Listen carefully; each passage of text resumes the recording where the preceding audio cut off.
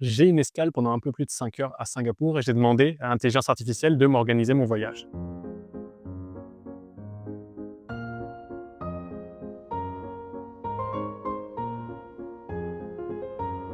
Je viens d'atterrir, j'ai une escale à Singapour pendant un peu plus de 10 heures. Ici, c'est déjà la fin de journée, on a 6 à 7 heures de décalage horaire selon la saison. Et du coup, il faut bien que je m'occupe. Je vais alors sortir en ville, mais pour ça, je vais demander à Mindtrip, qui est un outil qui utilise l'intelligence artificielle pour organiser des voyages un peu touristiques, de me planifier ma sortie pour la soirée et d'être revenu à temps pour prendre mon vol. Ce nouveau format de vlog est le premier d'une série de vidéos qui va vous partager mon voyage que j'ai réalisé en Asie durant le mois d'avril. Restez bien jusqu'à la fin, vous verrez, je parle un petit peu des vidéos qui sont à venir. Et surtout, abonnez-vous si vous voulez les voir. Pour pas vous mentir, en vérité, j'étais tellement content de partir que j'ai même pas fait gaffe au fait que j'avais une grande escale entre Singapour et Kuala Lumpur.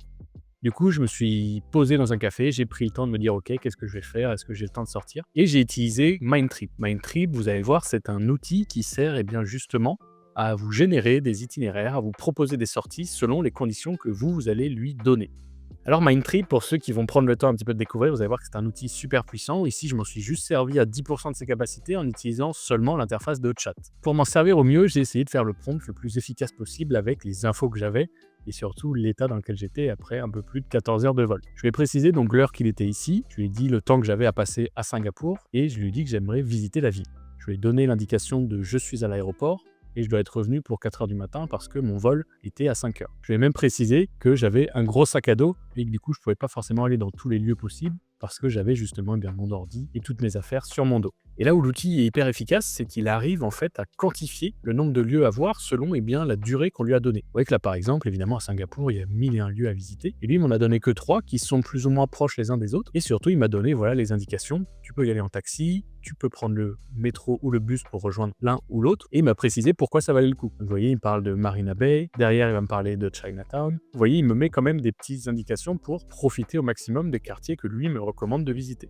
Comme vous allez le voir, je remets mon escale entre les mains d'IA et ma mission à partir de maintenant, c'est de visiter ces 3 lieux que Mindtrip m'a indiqués. Et donc, j'ai un peu moins de 6 heures pour visiter Gardens by the Bay, Marina Bay Sands, qui est la grande tour hôtel que vous connaissez, que vous avez déjà vu dans les films, et puis Chinatown, donc le fameux quartier chinois de Singapour. Donc j'écoute Mindtrip, je prends un taxi et je me rends justement au jardin près de la baie. C'est un super joli parc naturel qui est situé en pleine ville, au bord de la mer, comme son nom l'indique, et dans lequel il y a plus de 20 000 espèces d'arbres différentes, il y a plein de plantes, il y a vraiment beaucoup de choses sympas à découvrir pour nous Européens. Et surtout, ce qui est drôle, c'est qu'il y a une espèce de mix entre technologie et nature, dans lequel vous avez vu, il y a des arbres qui sont géants, un peu à l'Avatar, qui prennent des couleurs, etc. Bon, ça y est, là, c'est un peu cool, il y a moins de monde. Je suis dans le jardin, je peux vous embarquer un petit peu avec moi. Je vais pas trop traîner dans le coin parce qu'il y a beaucoup de grenouilles. Et pour ceux qui me connaissent, j'aime vraiment pas cet animal. Mais première belle découverte. Merci, merci Mindtrip. Et au détour d'un virage, je suis même tombé sur toute la collection des poissons d'Animal Crossing. Je peux vous dire, pour ceux qui connaissent un peu, qu'il y en a pour un paquet de clochettes.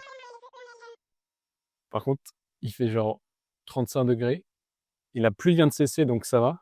Mais par rapport à Paris, j'ai 8 heures de décalage horaire dans les pieds. Il fait 25 degrés de plus. Et il y a plein de bruits de niveau chelou. C'était cool à visiter, je me suis bien baladé. Je l'avais vu dans plein de films, on le voit à chaque fois qu'il y a un Grand Prix de Formule 1, il tourne autour de ça. Mais j'étais content de le voir en vrai, la découverte était sympa, ça valait le coup d'aller visiter et c'était une première bonne recommandation par l'outil. Ok, c'est possiblement le plus beau plan que j'ai à vous proposer du séjour. Profitez-en. On va essayer de monter là-haut. Et donc après cette petite balade dans le jardin qui est hyper touristique, il y a plein de gens, j'ai vu plein de Français là-bas, c'était un peu sympa. Je me dirige donc au bout du parc et vers la Sands Tower, qui est un espèce de complexe hôtelier commercial qui justement sert aussi de résidence pour les Singapouriens. Et donc sur le toit, il y a plusieurs restaurants, plusieurs bars, et dans lequel mon objectif maintenant, c'est d'aller prendre un spritz tout en haut. Du haut de la tour, il y avait plusieurs choses à faire. Soit aller boire un verre, soit justement regarder le spectacle que les arbres connectés du jardin nous proposaient. J'ai évidemment fait les deux, je me suis un peu baladé, j'ai fait les magasins, et puis c'est déjà l'heure, parce que le temps passe vite, de notre 3e et dernier lieu à aller visiter, Chinatown.